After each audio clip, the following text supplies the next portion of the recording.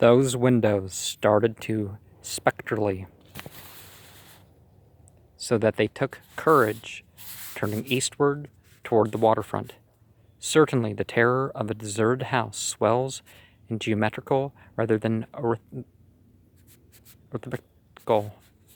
progression. As houses multiply to form a city, a stark desolation, the sight of such endless avenues of fishy-eyed vacancy and death, and the thought of such linked infinities of black brooding compartments, given over to cobwebs and memories, and the conqueror worm start up vestigial fears and aversions that not even the stoutest philosophy can disperse. Fish Street was as deserted as Maine, though it differed in having many brick and stone warehouses, still in excellent shape. Water Street was almost its duplicate, save that there were great seaward gaps where wharves had been. Not a living thing did I see except for the scattered fishermen on the distant breakwater, and not a sound did I hear save the lapping of the harbor tides and the roar of the falls in Manooksett. The town was getting more and more on my nerves, and I looked behind me, furtively, as I picked my way back over the tottering Water Street Bridge. The Fish Street Bridge, according to the sketch, was in ruins. North of the river there were traces of squalid life, active fish-packing houses in Water Street, smoking chimneys and patched roofs here and there.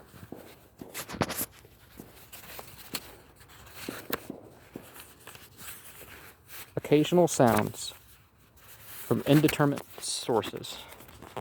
It's trying to butt my sleeve, but I can't. And hold all this. And infrequent shambling forms in dismal streets and unpaved lanes. But I seem to find this even more oppressive than the southerly desertion. For one thing, the people were more hideous and abnormal than those near the center of the town, so that I was several times evilly reminded of something utterly fantastic, which I could not quite place. Undoubtedly, the alien strain in the Innsmouth folk was stronger here than farther inland, unless, indeed, the Innsmouth look were a disease rather than a bloodstain, in which this case in this district might be held to harbor the more advanced cases. One detail that annoyed me was the distribution of the few faint sounds I heard. They ought naturally to have come wholly from the visibly inhabited houses, yet in reality were often the strongest inside the most rigidly boarded up facades, and they were creakings, scurryings, and hoarse, doubtful noises, and I thought uncomfortably about the hidden tunnels suggested by the grocery boy. Suddenly, I found myself wondering what the voices of those denizens would be like. I had heard no speech so far in this quarter, and was unaccountably anxious not to do so. Pausing only long enough to look at the two fine but ruinous old churches at Main and Church Streets, I hastened out of that vile Waterfoot slum. My next logical goal was the new church green, but somehow or other I could not bear to repass the church, in whose basement I'd glimpsed the next inexplicably frightening form of that strangely diademed priest or pastor. Besides, the grocery youth had told me that churches, as well as the order of Doggone Hill, were not advisable neighborhoods for a stranger. Accordingly, I kept north along Main to Martin, then turning inland, crossing Federal Street, safely north of the Green, and entering the decayed patrician neighborhood of Northern Broad, Washington, Lafayette, and Adams Streets. Though these stately old avenues were ill-surfaced and unkempt, their elm-shaded dignity had not entirely departed. Mansion after mansion claimed my gaze, most of them decrepit and boarded up amidst neglected grounds, but one or two in each street, showing signs of occupancy. In Washington Street, there was a row of 4 or 5 in excellent repair, and with finely tended lawns and gardens, the most sumptuous of these with wide terraced terraces extending back the whole way to Lafayette Street. I took to be the home of Old Man Marsh, the afflicted refinery owner. In all these streets no living thing was visible, and I wondered at the complete absence of cats and dogs from Innsmouth. Another thing which puzzled and disturbed me, even in some of the best preserved mansions, was the tightly shuttered conditions of many third-story and attic windows. Furtiveness and secretiveness seemed universal in this hushed city of alienage and death, and I could not escape the sensation of being watched from ambush on every hand by sly, staring eyes that never shut. I shivered as the cracked stroke of 3 sounded from belfry on my left. Too well did I recall the squat church from which those notes came. Following Washington Street toward the river, I now faced a new zone of former industry and commerce, noting the ruins of a factory ahead and seeing others with the traces of an old railway station and covered railway bridge beyond up the gorge on my right. The uncertain bridge now before me was posted with a warning sign, but I took the risk and crossed again to the south bank, where traces of life reappeared. Furtive, shambling creatures stared cryptically in my direction, and more normal faces eyed me coldly and curiously. Innsmouth was rapidly becoming intolerable, and I turned down Payne Street toward the square in the hope of getting some vehicle to take me to Arkham before the still distant starting time of that sinister bus. It was then that I saw the Tumbletown fire station on my left and noticed the red-faced, bushy-bearded, watery-eyed old man in nondescript rags who sat on a bench in front of it, talking with a pair of unkempt but not abnormal-looking firemen. This, of course, must be Zodak Allen, the half-crazed, licorice nonagenarian, whose tales of old Innsmouth and its shallow were so hideous and incredible. Now, this is the 5th part of the program for us, but this starts the 3rd part of this in the writing. It must have been some imp of the perverse, or some sardonic pull from dark, hideous sources which made me change my plans as I did. I had long before resolved to limit my observations to architecture alone, and I was even then hurrying toward the square in an effort to get the transportation out of this festering city of death and decay. But the sight of old Zadok Allen set up new currents in my mind and made me slacken my pace uncertainly.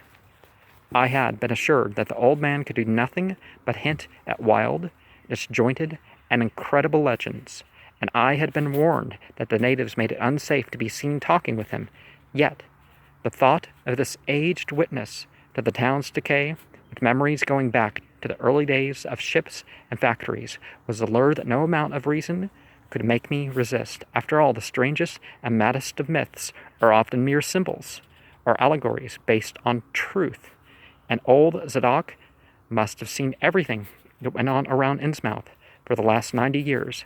Curiosity flared up beyond sense and caution, and in my youthful egoism, I fancied that I might be able to sift a nucleus of real history from the confused, extravagant outpouring I'd probably extract with the aid of raw whiskey. Getting people drunk to give what you want from them isn't something that I recommend. I knew that I could not accost him then and there, for the fireman would surely notice and object.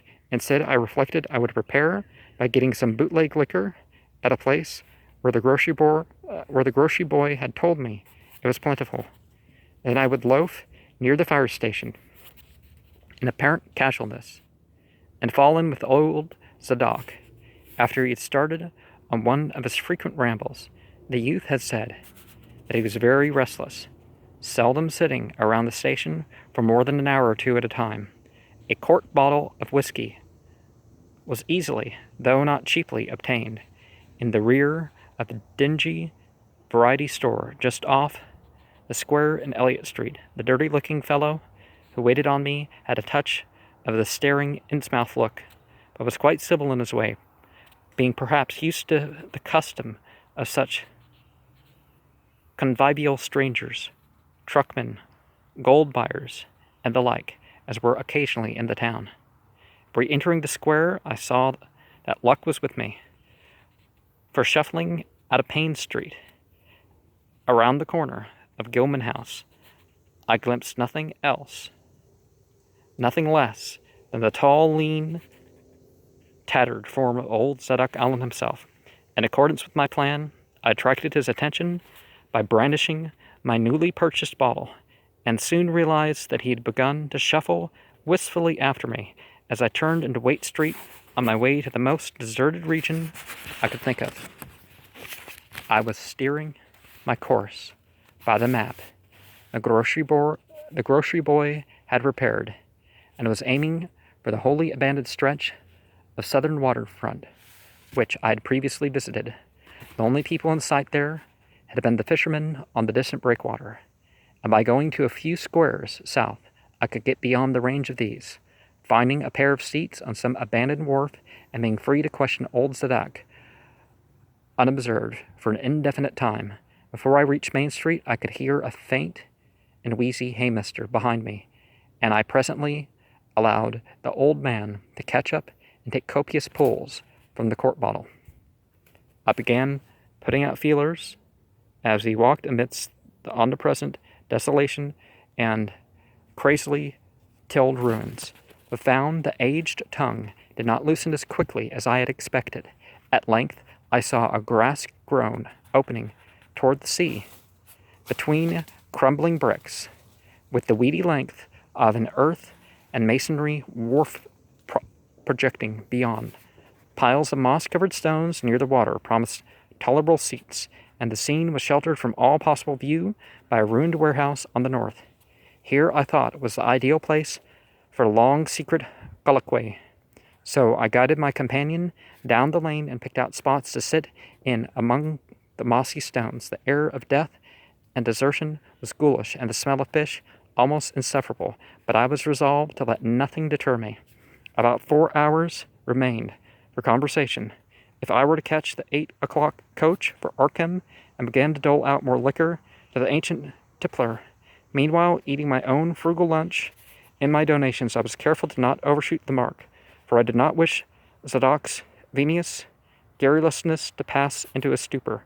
After an hour, his furtive taciturnity showed signs of disappearing, but much to my disappointment, he still sidetracked my questions about Innsmouth and its shadow-haunted past. He would babble of current topics, revealing a wide acquaintance with newspapers and a great tendency to philosophize in a sententious village fashion. Toward the end of the second hour, I feared my quart of whiskey would not be enough to produce results, and was wondering whether I had better leave old Zadok to go back for more. Just then, however, chance made the opening which my questions had been unable to make, and the wheezing ancient's ramblings took a turn that caused me to lean forward and listen alertly. My back was toward the fishy-smelling sea, but he was facing it, and something or other had caused his wandering gaze to light on the low, distant line of Devil Reef. Then, shooing plainly and almost fascinatingly above the waves, the sight seemed to displease him, for he began a series of weak curses which ended in a confidential whisper and a knowing leer. He bent toward me and took hold of my coat lapel and hissed out some hints that could not be mistaken. That's whar it all begun. That cursed place of all wickedness, whar the deep water starts. Gate o' hell, sheer drop down to a bottom, no sounding line kin tech. Ol' Cap'n Obed done it. Him that found about more was good for him in the South Sea Islands. Everybody was in a bad way them days.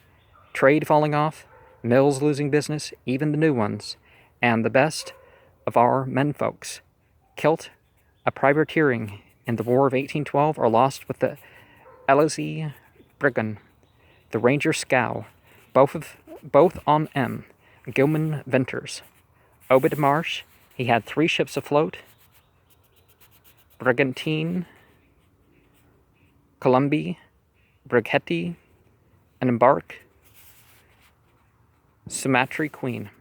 He was the only one as kept on with the East Indian Pacific trade, though Esdras Martin's Barkentine Malay bride made a venture as late as 28. Never was nobody like Captain Obed. Old limb, o' Satan, heh, heh. I can mind him a-telling about furrin parts, and calling all the folk stupid for going to Christian meetings, bearing their burdens meek and lowly.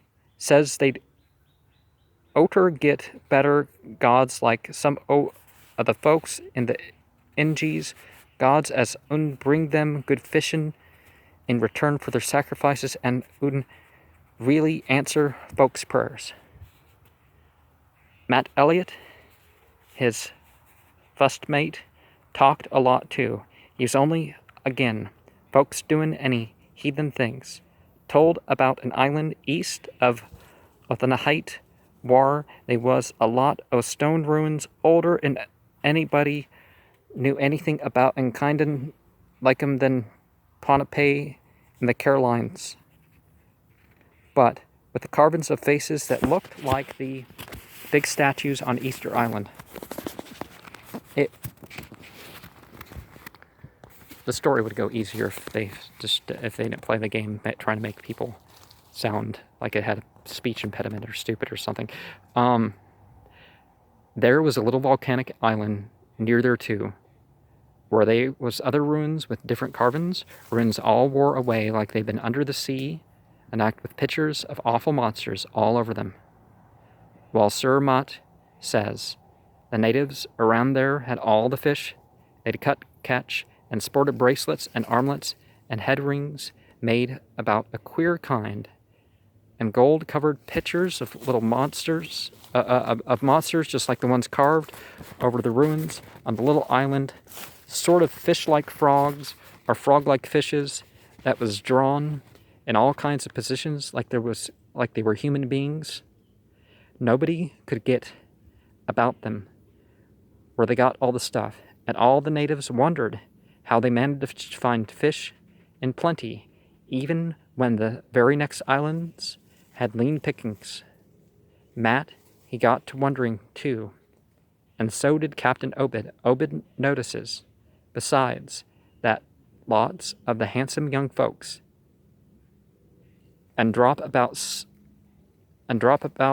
of sight for good for about a year, and that they weren't many old folks around, and there wasn't many old folks around.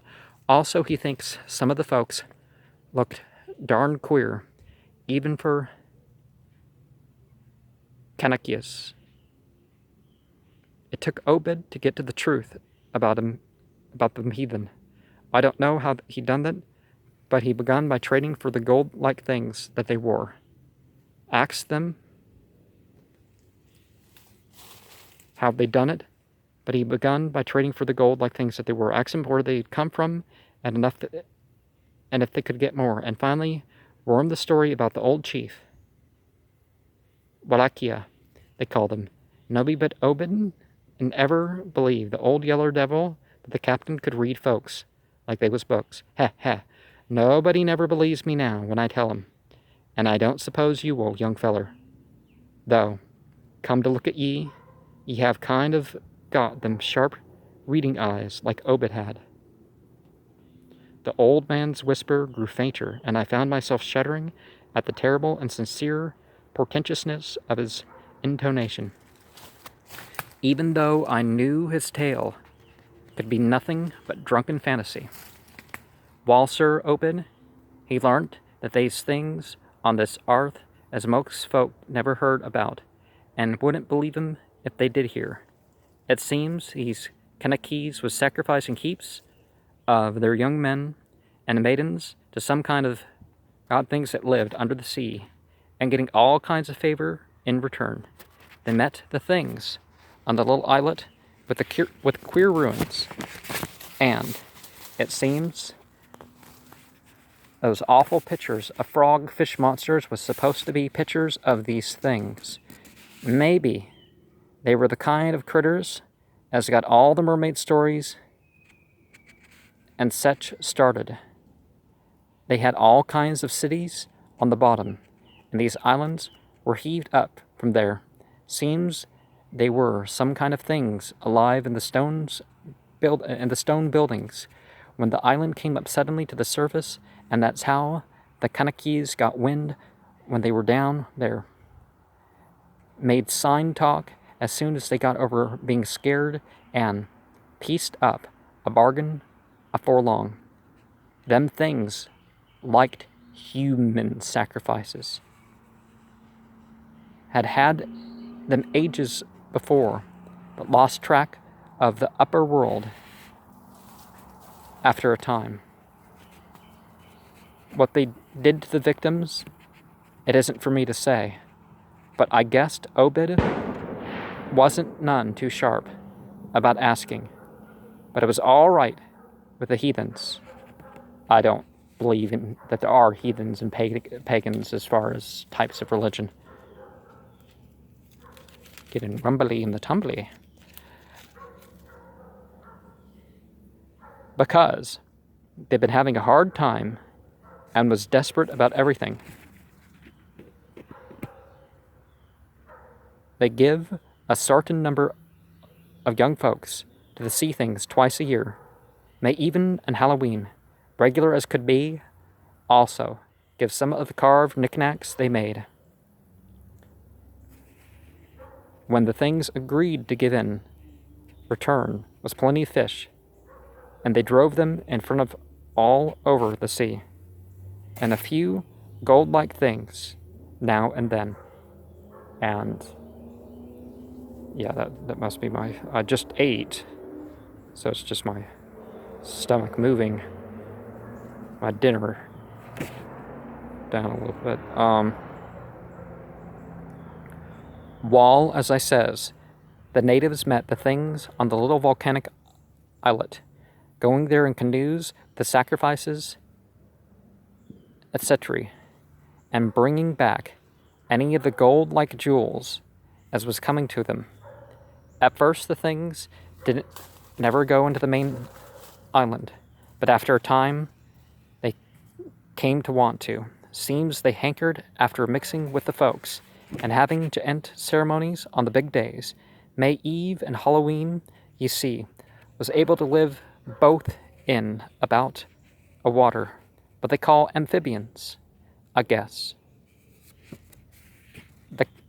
The Kanakis told him as how folks from the other islands might want to wipe them out if they got wind of their being there, but they say they don't care much because they could wipe out about the whole brood of humans if they was willing to bother. That is, any as didn't have certain signs, such was being used on by the lost old ones, whoever they were, but not wanting to bother. They'd lay low when anybody visited the island. When it come to mating with them, toad-looking fishes, the Kanakis kind of balked. But finally, they learned something, as put a new face on the matter. Seems that human folks has got a kind of relation to such water beasts, that everything alive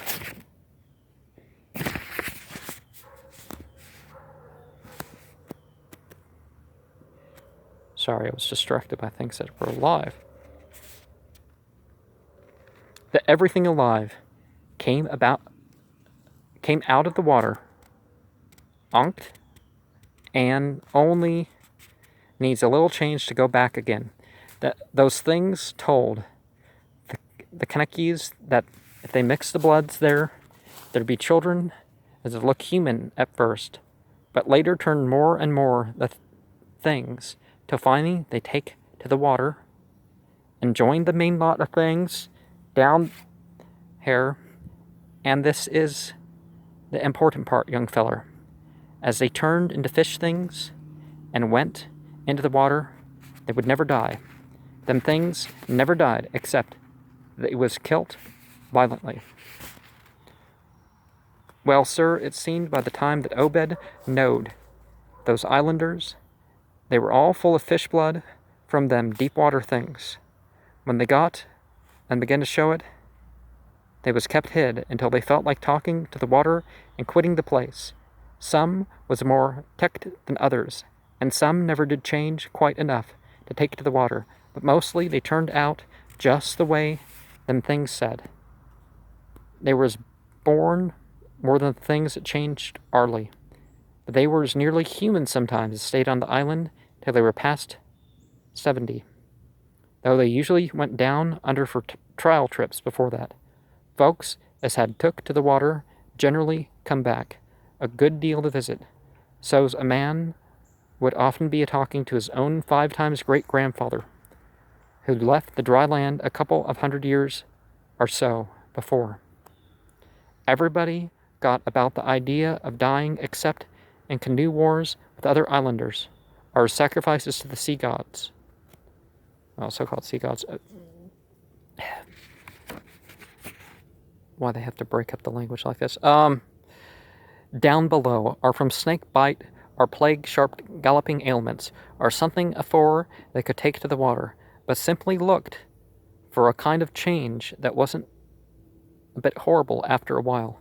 They thought that what they got was well worth what they had to give up, and I guess Obed kind of came to think the same himself when he chewed over old Wallacheia's story a bit. Wallachia, though, was one of the few that hadn't got none of the fish blood, being of a royal line that intermarried with the royal lines of other islands. Wallachia, he showed Obed a lot of rites and incantations, and had to do with the sea things, and let him see some of the folks in the village, as had changed a lot from human shape. Somehow or other, though, he never would let him see one of the regular things from the right about out of the water.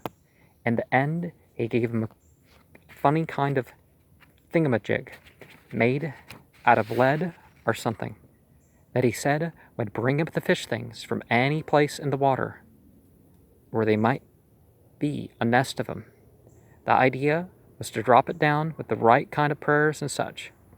Wallachia allowed as the things were scattered all over the world, so anybody that looked about could find a nest and bring them up if they were wanted. Matt, he didn't like this business at all, wanted Obed should keep away from the island, but the captain was sharp for gang, and found that he could get them gold-like things so cheap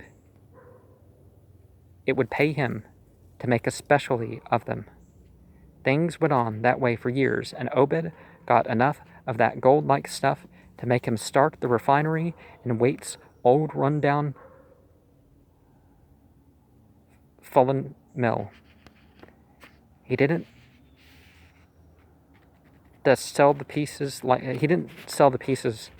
they were, for folks would all the time be asking questions, all the time saying his crews could get a piece and dispose of it now and then, even though they were swore to keep quiet and let their women folk wear some of the pieces, as was more human-like than most. Wall came about 38, when I was 7 years old, and Obed, he found the island people all wiped out between the villages. Seems the other islanders had got wind of what was going on and had took matters into their own hands. Suppose that they must have had, after all, those old magic signs, as the sea thing says, was the only things they were afraid of. No telling what any of them Kennekees will chance to get a hold of when the sea bottom throws up some island with the ruins over the deluge. Pious cusses these were. They didn't leave nothing standing on either the main island or the little volcanic island except what parts of the ruin were too big to knock down. In some places, they were little stones strewed about like charms with something on them, like what you call a swastika nowadays. You know, swastika never had any bad or racist meaning as far as what I've seen. People just, oh, the Nazis used it. Silly assumptions. It's like the high salute. The high salute is just, runes. Oh, they used, Probably them were the old one signs. Folks all wiped out now. No trace of gold-like things, and none of the nearby Kanakis could breathe a word about the matter. Wouldn't even admit there'd been any people on the island.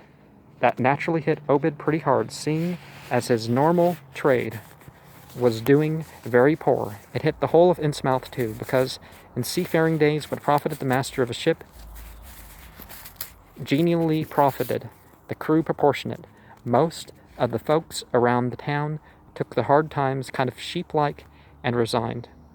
But they were in bad shape because the fishing was pettering about and the mills weren't doing too well. Then the time Obed he began a cursing at the folks for being dull and sheep and praying to a Christian heaven, as didn't help them none. He told them he'd known of folks who prayed to entities that give something you really need, and says of a good bunch of men could stand by him and he could get a hold of certain powers and could bring plenty of fish and quite a bit of gold, of course. Them starved on the Cemetery Queen and seed the island knows what to be and what wasn't too anxious to get close to the sea things like they heard tell on. But them as didn't know what 'twas all about and got kind of swayed by what Obed had to say and begun to ask him what he could do to set them on their way to the faith as could bring them results. Now, Surah 2, ayat 97 through 103 might be an interesting one to look at. Also in Surah 71. A lot of references. I could bring in some Babylonian stuff and whatnot too. But it seems that when it comes to certain types of magic, people want their share of this world, regardless of some hereafter. But do they evoke it out of themselves instead of these beings that they're supposed to be in contact with or hoping to be in contact with?